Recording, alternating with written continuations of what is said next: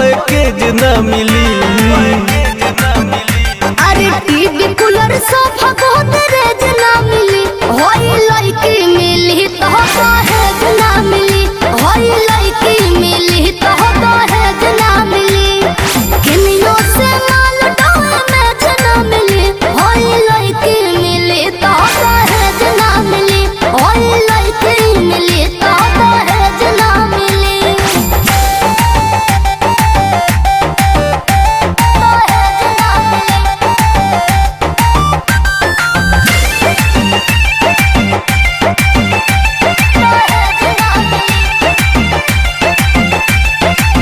दूसरा से शादी हो